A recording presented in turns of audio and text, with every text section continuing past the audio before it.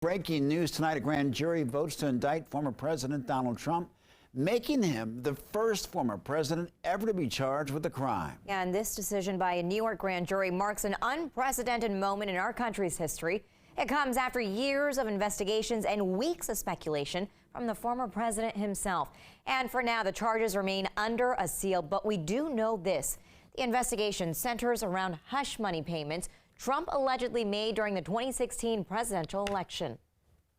Well, the case, widely known by now, Trump allegedly directed his former lawyer, Michael Cohen, to pay off adult film star Stormy Daniels. Daniels said that she had an affair with the former president, something Trump has vehemently denied.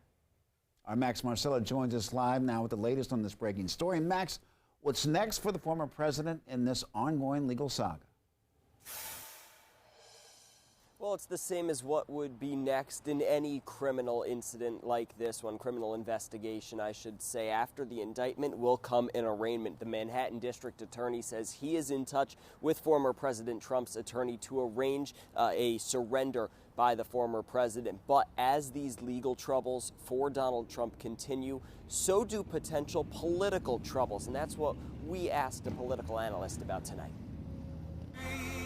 For the former president who's hoping to take back his old job, Thursday's indictment could prove to be costly, says political analyst Stephen Farnsworth from the University of Mary Washington. If Donald Trump is the Republican nominee, this indictment will be one of the key things that Democrats hang on around his neck and around the neck of every Republican who continues to support him. But as Donald Trump works to fight off Republicans in a primary, Farnsworth predicts the impact of this indictment is less clear. Florida Governor Ron DeSantis has yet to announce he's running, but he has taken a step away from Trump. He offers the opportunity to be Trump without the Trump scandals in terms of the sort of Trump-style politics, particularly, how combative he is. But that hasn't really caught on. But tonight, DeSantis was critical of the indictment, writing, "The weaponization of the legal system to advance a political agenda turns the rule of law on its head. It is un-American." Today is an historic day here for the country. Bernarda Villalona is a former prosecutor and criminal defense attorney in New York. She tells us this is just the next step in a lengthy process. We're far away of seeing Donald Trump in an orange jumper or seeing him in custody. Remember that this is just the beginning of the process. Next would be Trump's surrender, followed by an arraignment where Trump will be informed of his charges and will likely plead not guilty. Keep in mind,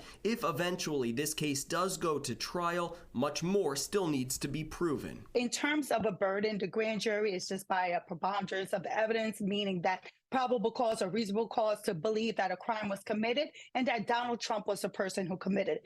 Completely different than a trial where you have to prove the case beyond a reasonable doubt.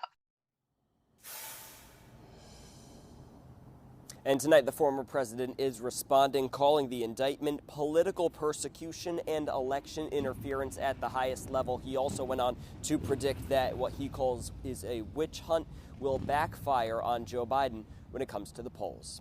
We're live in Virginia reporting on this historic indictment. I'm Max Marcella. Back to you.